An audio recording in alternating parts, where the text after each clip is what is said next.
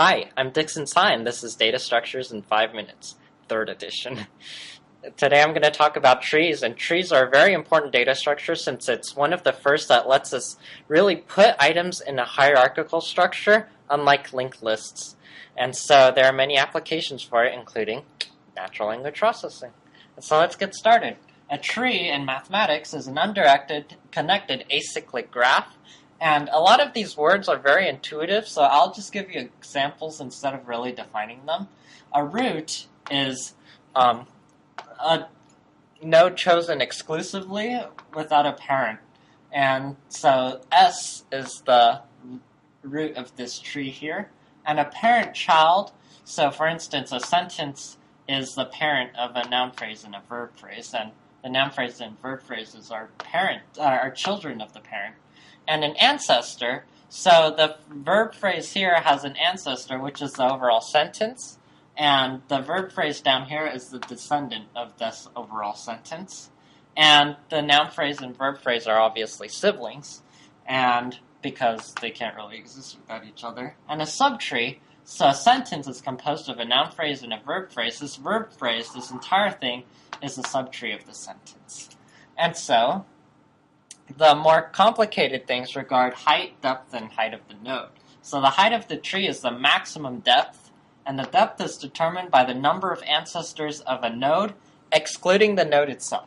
So if we exclude this adjective and just count 1, 2, 3, 4, we can conclude that the depth is 4, and since this is the deepest this tree will ever go, then the height of this tree is also 4. The height of a node, however, is something very different. It's 1 plus the maximum height of a child, or -1 if there's no children. So obviously the height here is 0, but if you keep going, you have 1, 2, 3, and a height of 4. So it's kind of inverted. Now let's talk briefly about how to represent trees. So I took this from lecture. A very good representation of a tree is a subtree, where you have a parent, an item that you store it in, the first child, and the next sibling. And so you have, for example, this tree here where the root is 3, then you have 2, 4, and 6. 2, 4, 6 are siblings. Then you have 10 and 12 who are siblings. 14 is the first child of 4, and 16 is the first child of 6. These 4 are not siblings, and you can see them here in the actual tree representation. And so this is how the subtree representation works. Next, I'll talk briefly about tree traversals. There are 4 of them. The first one is pre-order traversal, where you visit each node before the children. So we visit the square, then the triangle, circle, X. Then we go back to the second child. Here, diamond, heart, and club. Post-order is a bit different since you visit the children first before the node itself. So we have here this heart, club, diamond, and then square. You can see that the children are first, then the node. Children are first, then the node. Children are first, then the node. And for level order, you go level by level. So it's very intuitive here. And you can figure this out on your own. And in order is a traversal only for binary trees. And it's only for binary trees because we go left, middle, right. And so you have left, middle, right, and here's the middle, and you have left, middle, right.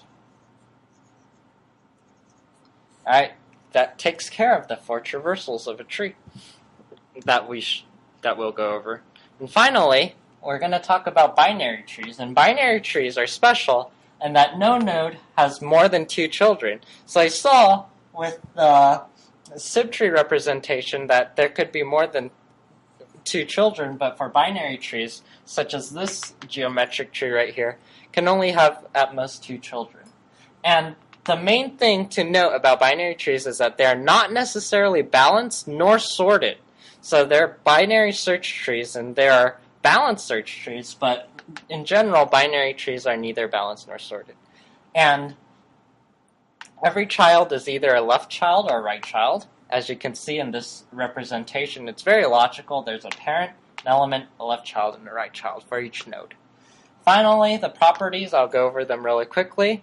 The first one is leaves. There's at least one leaf, of course. There are at most 2 to the h leaves. So if you draw a quick one here, you can see that there are 2 to the 2 at most at the bottom for a complete binary tree. For internal nodes, you can either have the height of the tree at the very least, or you can have 2 to the height minus 1 for the maximum. And for the height of the tree, it's either log base 2 of n plus 1 minus 1, or n minus 1. And this is the min, this is the max.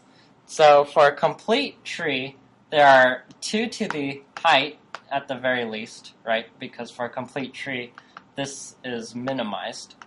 This will give you about n over 2 leaves. And this showed up on our midterm, and something good to know. And so this is pretty much it for tree.